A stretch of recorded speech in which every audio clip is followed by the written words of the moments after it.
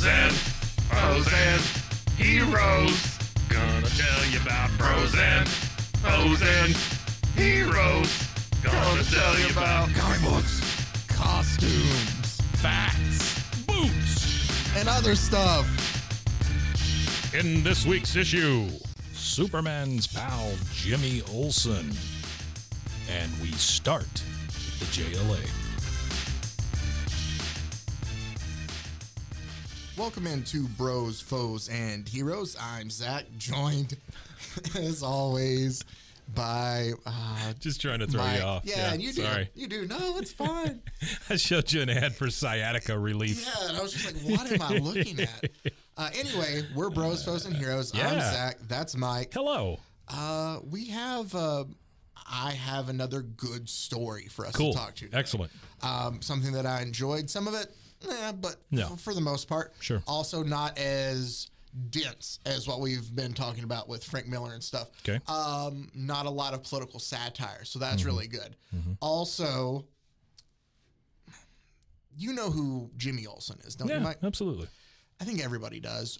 There was a string of comics. I think they've brought it back recently. I don't know if it's still out or not. I'm not going to say one way or another and sound like an idiot. But of Superman's pal Jimmy Olsen was a running title for DC for a while, and it was all about like adventures that Jimmy Olsen would have. Like Yeah. Superman would be around too, but Sure. Jimmy was the main protagonist of it. It amazes me that there hasn't been like a Netflix show or something like Just Jimmy based off- Olsen. You know what I mean? Oh, that would be Like, it seems like that would be a thing because you could do regular stuff with Jimmy Olsen, have his love life and all that stuff, and then But- just every once in a while Superman shows up and throws rocks at him or something. you say that, but these are kind of they're Uh-oh. very weird. Oh, Jimmy Olsen Okay. has a lot of strange adventures. he likes feet. Yeah. And I thought about first of just like making like a whole like, oh, here in this issue and in this issue. But I think instead it's going to be more fun because each comic was just built of usually like 3 individual stories. So Right. it's just short, like Oh, 10-page okay. stories we can blow through. So the Jimmy Olsens are like anthologies, basically. Yeah, each book is like 3 different ones. Okay. And so the cover always talks about one of the stories in there, and then there's Yeah, 2 other sure, ones in there. Sure. The cover always talks about a thing that's not even in the comic at all. Well, sometimes Yeah. that happens, Yeah, though. yeah, it happens a lot. It feels like a movie trailer where they show you clips that are never in the movie. Oh, yeah. I can't stand that. That's bait and switch. It is. But it's better than them giving it all away the whole time. That's true. Trailers suck. So, the first story that I want to bring up from these is just little funny, humorous, because they're going to be fun. Okay, great. Nuggets is from Love some fun nuggets. from number 30 Okay. of Superman's pal Jimmy Olsen. Holy crap! It went to number 30. Oh no, it went to 100 and something. Oh, the wow, first one, really? 180 something. Holy crud! But this one is called featuring the son of Superman. Each book would also have like a second title. So he under it. tries to kill Jimmy Olsen in this one. Well, Is that no, it says Son of Superman. Well, does? all we see though on the cover is Jimmy Olsen has given Superman a smoking jacket. It looks like, right? Okay, sure. And it says on the box here, "To Dad Superman from Jimmy." To Dad Superman. To Dad Superman. And Superman has burnt a hole in the smoking jacket and says, "Jimmy, this gift you got me for Father's Day makes me sorry I ever adopted you as my son. I'll have to destroy it to teach you a lesson." And Jimmy says, "But Superman, I mean, Dad, what did I do wrong?" So Why didn't he just call him Super Dad? he goes back and forth between it. It's better than Dad Man. It is. And I'll tell these obviously in more short form than having to read through it all. To Dad Superman. Yeah. I just have random ads to make it like work out. Yeah, it's page-wise, too. wonderful. I love it. This So, guy's very strong. Essentially, what happens is Jimmy Olsen, Cub reporter Jimmy Olsen is what they always Cub call reporter Jimmy Olsen, he Superman's is, pal. He is at, it says him and the male workers at the Daily Planet are at some sort of like, it's a father-son picnic. It says male workers. Yeah, it does say, Or where's is it MAIL or MALE? M-A-L-E. Oh. Well, I didn't know. I thought maybe Jimmy no, Olsen. I'm sorry. It's creepier than that. Boy employees of the Daily Planet. Gross boy employees. Yeah. Okay. But it's a father-son picnic. You listening, And Weinstein? We find out that Jimmy Olsen can't participate because he's an orphan. He doesn't have a dad. Yeah. And Superman says, God, how many times have you heard that story? Like not only in comics, but like sitcoms and all that stuff. Yeah. I'm an orphan. I can't go to the dance. And then that I'll do it specific for one? you. that specific Well, I'm storyline. just saying. Well, I get That's what been you're saying. repeated a lot. That's Yeah. like a trope. But there's nothing new under the sun at the True. time. We just kind of polish things in Especially for different kids ways. with no dad. So Superman tells him, "Hey, Jimmy, I'll be your dad." Yeah. And here, I just love this part because he's like, "Yes, Jimmy, I applied for court papers, making me your legal guardian for a 30-day trial period. What? There's a warranty? Of course, you can back out anytime if I'm not a good father." And Jimmy's like, "Come on, fat chance of that. You're Come Superman. You're gonna be on, great." I love you. So Super dad. we see them go through, and they basically win all the events at the father-son picnic. Well, no shit. And then after it's done, Superman flies him to a house that he's bought for him and Jimmy. I'm pretty sure that Superman could keep an egg still on a spoon. Oh yeah, no, Pretty he can do- easily, yeah. Exactly. Yeah. So, but he says, "We'll live together in this house I rented, Jimmy. Oh boy, our own home where I'll spend evenings with my super dad." There you go. There There's it your is, Super Dad. There's a sign in the front yard that says Superman and Son, though, and it's kind of funny. Wait, it's in the front yard? Yeah, it's in the. Okay, if you can see it down, it's really tiny print. It's How in the front yard. It weird. says Superman and Ah, Son. That's odd. Superman basically tells him though, "Hey Jimmy, there's a door that honestly says secret room on it with the placard. That's probably where all those robots are." The secret room is. Oh, he forgets. Yeah. Superman's wonderful. Terrible memory, though. But he tells Jimmy, like, while you're here, you must never go in there. Like in there, My God. he goes, "In that room are clues to my other identity, such as the clothes I wear. It's locked." And Jimmy tells him, "Hey, I understand, and I can tell you, like, Yeah. I'm not gonna do anything Yeah, like sure. that." Then I promise, Super Dad. he shows up at the Daily Planet. And he's telling everybody, and Clark Kent acts surprised, like he doesn't know. Superman decides to take him out to the Fortress of Solitude Sure. Why wouldn't he? to show him all of his like treasures and stuff. Because in the Fortress of Solitude, no one can hear you scream. There's an animal from some distant planet that eats only big diamonds, which Superman makes from squeezing out a coal. Hold on, What the fuck? What is going on here? dude. I'm telling you, these are great. This is like shit that Velma and Daphne would laugh at. They're like, Then there's a statue of a guy with a giant forehead, and he goes, "During an adventure in the far future, I picked up the statue of what humans will look like in the year 1 million AD." Which really, we just look the same. We just have really just have a giant heads. oh, yeah, look at that. And then he It's a shows big off old some forehead. giant tools that he built the Fortress of Solitude with. Okay. One thing that's kind of weird that I didn't bring up, Jimmy, have you seen my enormous crank? when they when they move into the house, Superman tells him that I already brought all of your things from your former place, including your collection of my trophies. What? So Jimmy Olsen has a thing of trophies that he calls Superman souvenirs that like basically Locks of hair, you know how when like vial of people spit. go on vacation like family members would, Yeah. and sometimes they come back and they give you gifts. Sure. That's what Superman does with Jimmy Olsen, There are except a when he bunch- fights bad guys. There are a lot of those like little spoons. Like there's the Lex Luthor spoon. There's the Brainiac spoon. But it's more like, hey, I just beat Lex Luthor's ass. Like, here's a swatch of his cloth that Here's a I ripped bowling off. trophy. Yeah, I mean, they're more like pieces of like. I just can't get over the secret room placard. That's the best. So Secret room. everything's going great, and Jimmy Olsen always looked like a ventriloquist then dummy to me. Superman. Here's the thing: Superman is humble, right? If sure anything, he is. Doesn't Superman brag. then shows off while he's at the Fortress of Solitude a mural that he painted of himself creating a solar system.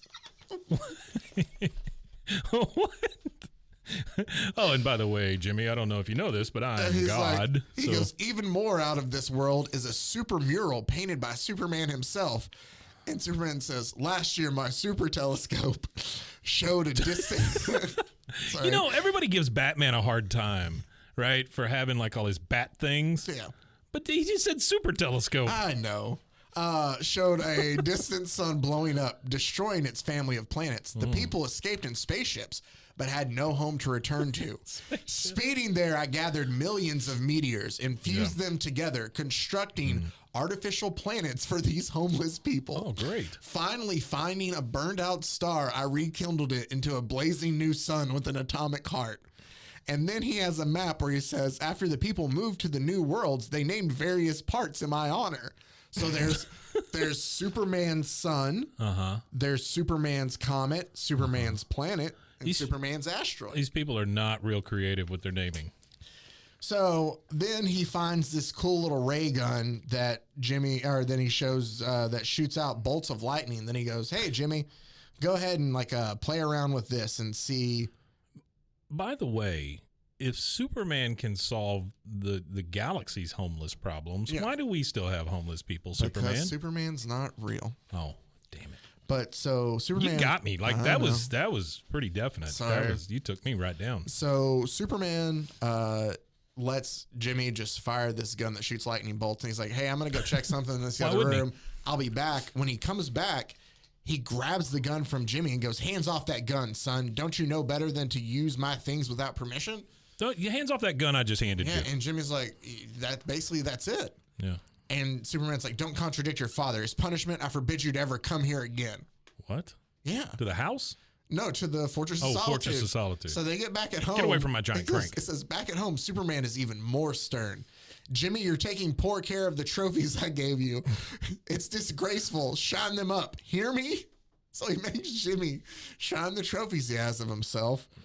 Then it says, "The worst is yet to come. Jimmy, soon when Superman's telescopic vision spots an emergency. A job for Superman. But I'm not taking you along, Jimmy. Stay and do the dishes." Poor Jimmy. Hey, does this 30-day trial period, does it go both ways? That's the thing. So he's back at the Daily Planet, and he's like, when my dad does super feats, he gives the scoops to Clark Kent instead of me too. He's like, why? He's my own son. I can see that being a problem. Then I don't know why I love this. He pushes a wrist. He has like a Superman telecommunicator, I guess, where he Okay. And We're just inventing all kinds of new crap here. He buzzes it and he goes, "Hi, Dad. Fly me home from work. I called you. Hi, Dad. I called you with my wristwatch Superman signal." Superman replies, "Take it off, Jimmy. I'm giving it to Lois Lane. You bother me too much with it." That one time.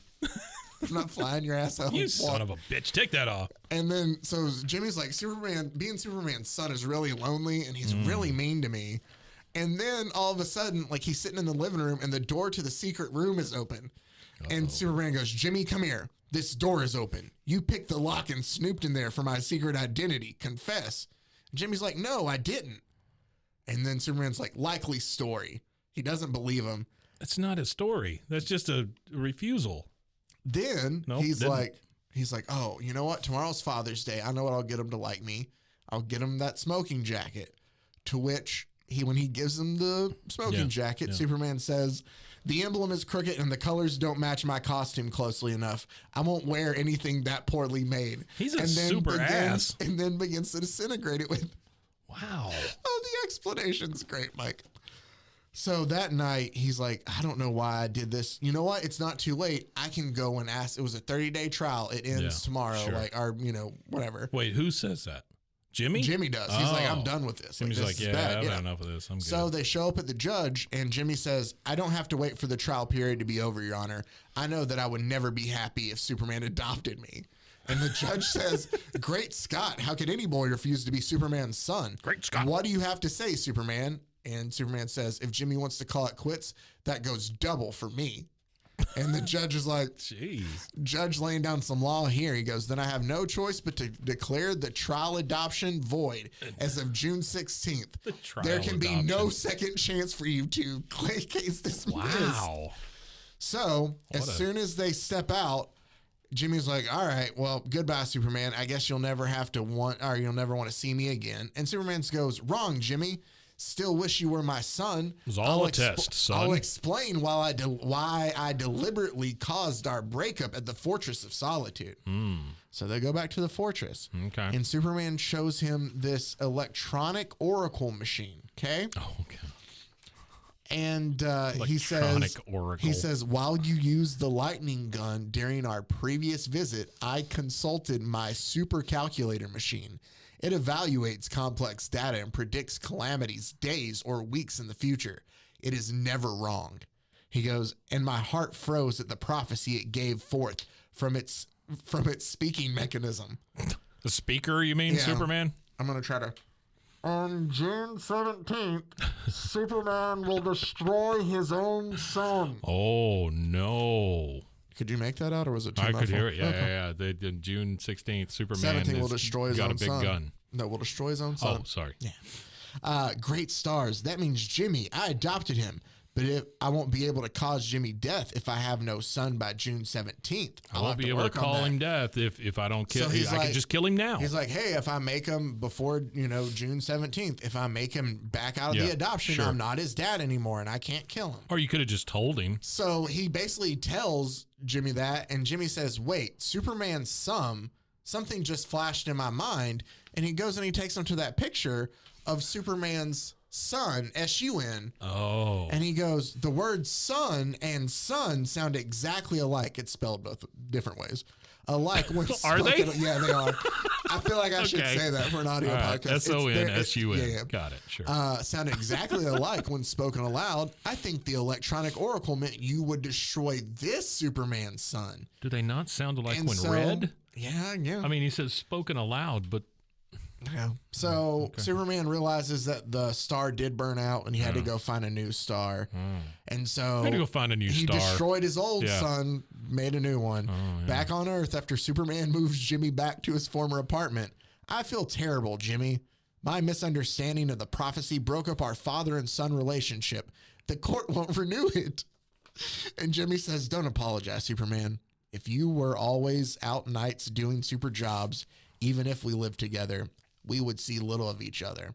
And they decide, and he goes, but even if I'm not your son, I'm still your boy pal. Ugh. And Superman says, nothing will ever change that, Jimmy. Tonight on a very special episode of Superman's pal, Jimmy Olsen. All of these stories, not all of them, but there's a lot of ridiculous ones. I can tell you I have some saved into the future where Jimmy goes back into the past and essentially starts Beatlemania. There is one that I found where Jimmy is constantly like he accidentally smacked, not like this is funny, but through Jimmy turns out to be a bit of a roughneck because he smacks his wife on accident. Oh no! Has a kangaroo accidentally punch her in the face. Things like that happen. Those are light years from each other. The two things you just said. It's pages apart. So I thought these little things could be peppered in and be pretty funny. I think this is embarrassingly stupid for whoever wrote this. I love it, though. The fact that Superman is this godlike character who confused the word son and son. Yep. What an idiot. Yep. You're an idiot, Superman. Hey, our heroes are just like us too, Mike. Oh, okay. They can't read. Electronic oracle machines, never wrong. So let's go from that Superman. It's got the big boxes of Superman souvenirs. Actually, we'll go from that Superman Yeah. to a different Superman in a way, and the rest of the Justice League for our main story of the Tower of Babel. And we'll get to that after this break.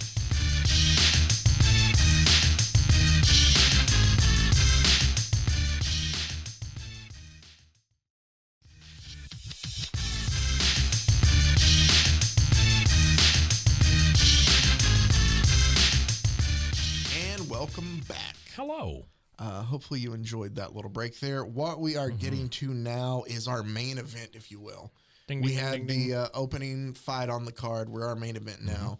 And our main event is a story that I actually enjoyed a lot. Okay, cool. And so I think I love this new format where we warm up with the dumb Jimmy Olsen thing and then rock it into something good. So it's a little of both worlds. I love it. Yeah. So what we are going to look at today is the Justice League of America, or JLA run.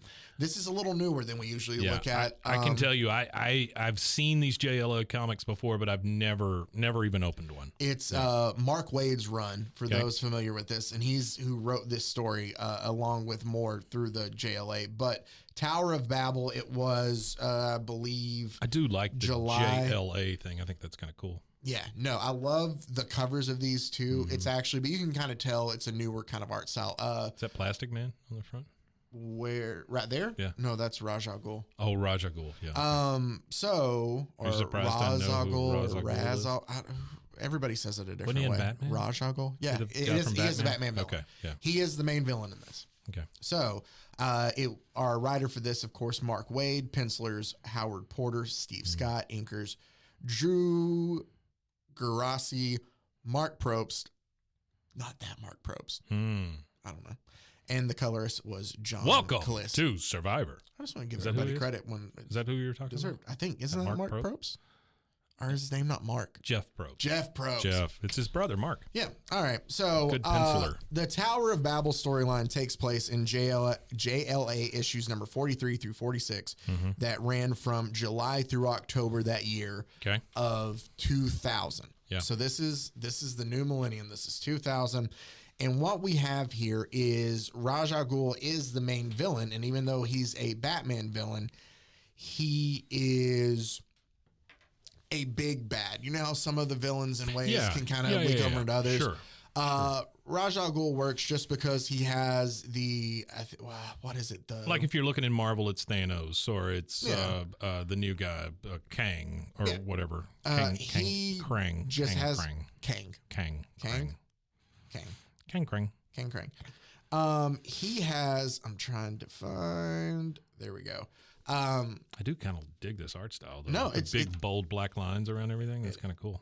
So, of course, Ra's al Ghul, he's the head of the League of Assassins and also has plenty of henchmen throughout this. But we're introduced to him, and essentially there's this guy, it's one of the lackeys there that's kind of begging for his life. Okay. We find out that he was taking care of a tiger for a baby tiger, and it was one of two in existence. It was a male. All they had was a female, and they were raising it to kind of bring the species back to life. If you don't know about Ra's al Ghul, an easy way, he is very Thanos-like in one instance of he is an extreme, I don't know what you call it, eco-terrorist in a way. Like, I don't know what you want to, his whole idea is that mankind, I might be using the word terminology for it, is kind of, corrupting Earth in a way. Oh, okay. And that, that is if very we could, Thanos, wean down the population to a controllable amount that he can control, and then he can let, nature kind of do its thing. That's the same story. Yeah. Yeah. In a sense. Yeah. All right. Great. So Does he that's snap? That's Does he the snap goal. a lot? No, he doesn't snap, and he doesn't have to hunt down rocks to make it happen. Okay. So no, he just carries around a tiger cub. Yeah.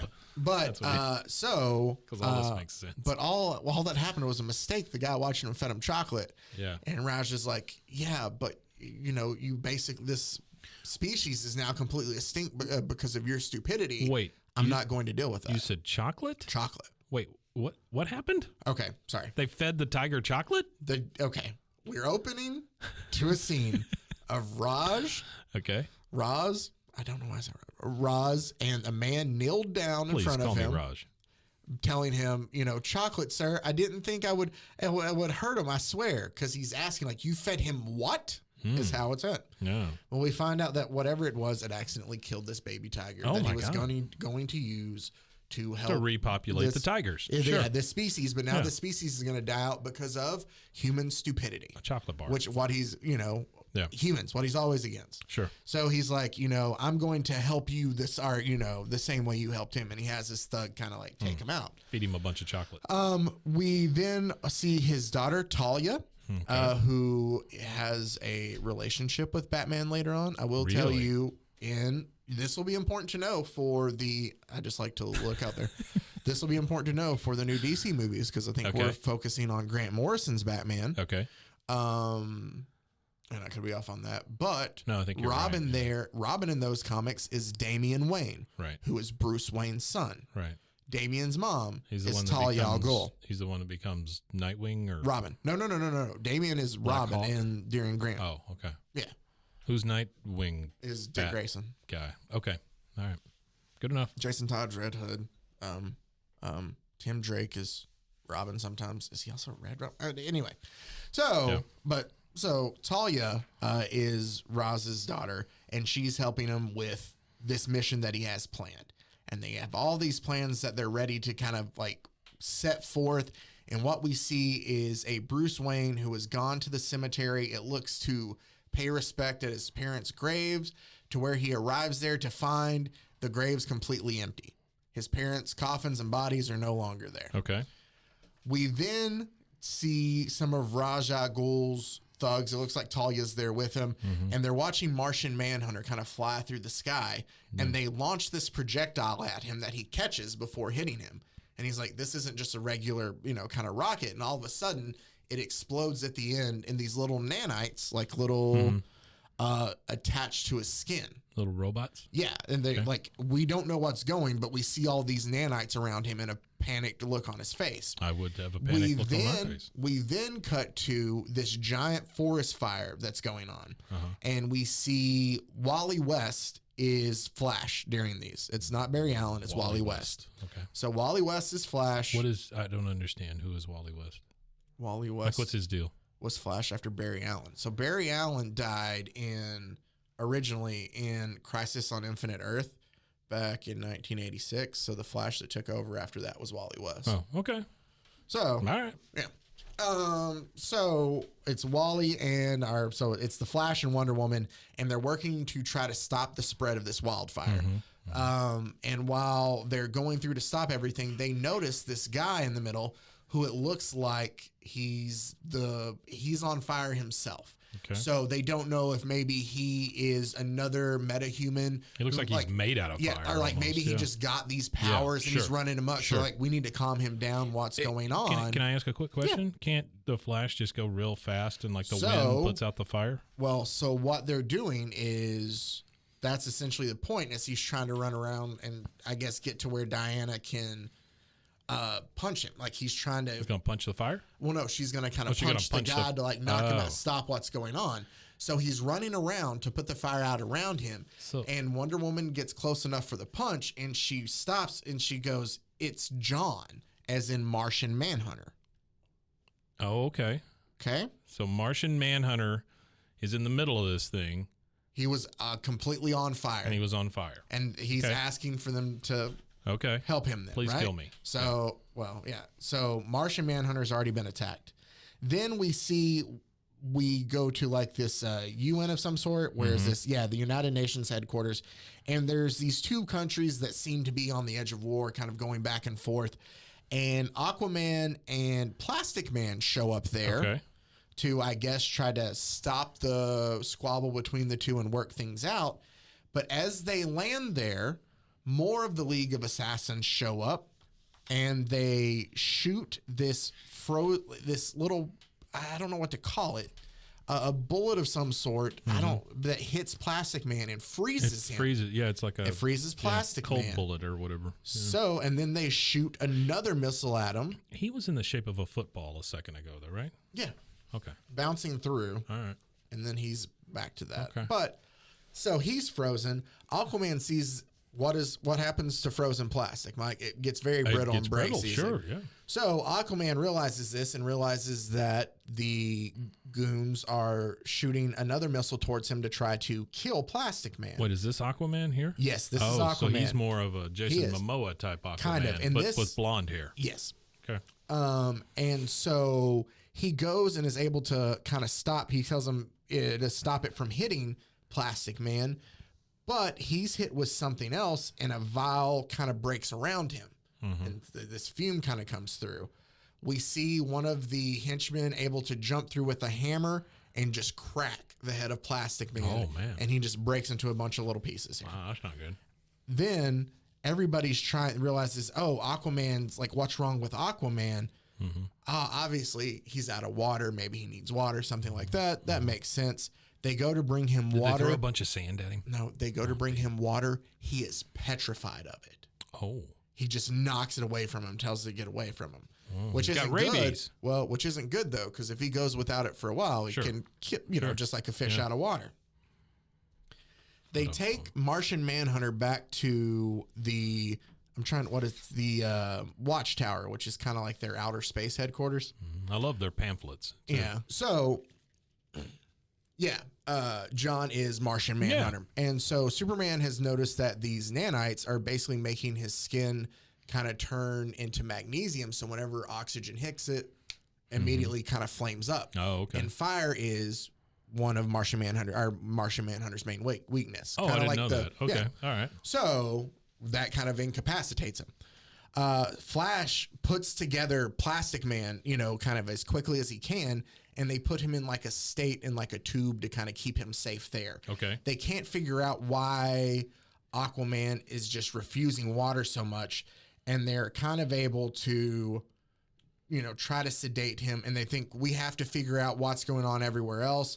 Arthur doesn't like water, but he's still, fine with everything else. He can look after Plastic Man and John. Did you say Arthur? Arthur That's his Curry, name? yeah. Oh, Aquaman. I didn't know that either. I'm sorry. That Aquaman is No. You're good. I just didn't. is didn't good enough to watch over those two while they leave to go kind of figure out what's happened. Okay. Batman, it seems, kind of knows, or he feels like he knows who's behind this. Yeah. And what's going on here. So we see him attacking some of the League of Assassins on a helicopter. Superman very inconspicuous when you attack somebody in a helicopter. Superman's talking to Oracle, who is Barbara Gordon, used to be Batgirl. Yeah. And they're trying to figure out like what is going on in the city there. Okay. We then see Batman again trying to make his way to Batman looks cool he takes out the helicopter pilot and sees a list that says cargo manifest, Gotham cargo, 2 matching cartons picked on, and our pickup, and it's shows to where it's supposed to be dropped off. Okay. So he knows that, all right, Roz is the one who essentially So it's like the sold my manifest in the right? in the thing. Yeah. Yeah. Got it. So we then I'm trying to see where we're at. Oh, they put Plastic Man in that tube and they tell Aquaman to watch after him. We then see that Ra's al Ghul We're gonna leave this here. You watch him. He has basically like their headshots It's like in front little of him tiny headshots in black and white. Yeah, with Xing red them X's out. over them. And it looks like he's slowly taking out the Justice League one by one. So we know that these are Raz's attacks that are actually working really well. Right. But he has a second phase of his plan that he's about to snap into. We see as he's at this control helm. Superman goes back to Metropolis to try to use him being a news guy and working in a newspaper to see if there's any leads he can pick up, which I kind of liked as that makes sense that Clark Kent would try to use the sources around him to gain information. Oh, yeah. Well, my thing is always like, if he could figure this out, why hasn't somebody done this before? Yeah. Well, But okay. So he's there and he's asking like what's going on because the office is kind of in pandemonium in a way. And he goes, this is what's going on. And he hands them the paper. Oh, we see Ra's al Ghul count down to 0 and finally hit a button.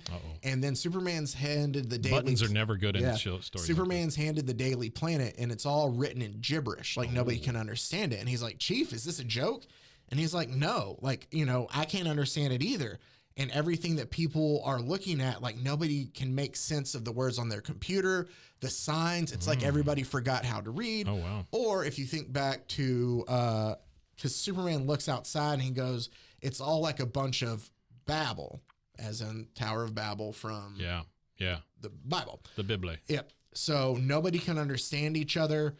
There's pandemonium in the streets. Wonder Woman and Flash have gone to hunt down Kyle Rayner, who is our Green Lantern here. He's the last piece there. Got to see what's up with him. I feel like I've heard that. Only to find Green Lantern is now blind. Oh.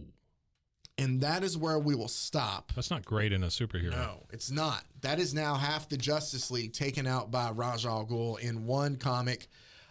We will pick up with the rest of the story next week because it gets really good. And let's explain what's going on. Right. There's some severe weather in the area, so we're going to cut this short at 1 JLA. Both of our wives are furious with us that we're here recording. That is true. So we're going to cut this a little short, and hopefully we don't die. And then because there's been like tornadoes and stuff, and we do happen to be in one of those areas where it can get funky. So I guess this is farewell, but not goodbye. Yeah, we'll be back next time. Yeah, we will. Yeah. Plus, we gave you Jimmy Olsen. What do you want? Exactly. What do you want from us, people? Come on. Exactly. Please. Watch, everybody's going to like hit us up and go, I loved it because it was so short. Yeah. You should make it shorter. You should like, make it all right, shorter. That's what we'll do. Yeah, well, I've never had a problem with that, but okay. As always, thank you for listening. And until next time, take care, everybody. Hey, golly, Con.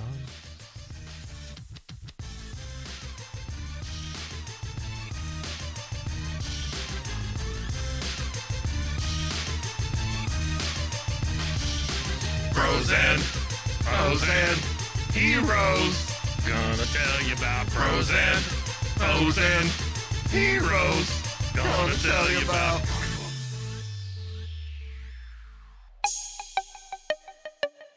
This has been a Rogue Media podcast.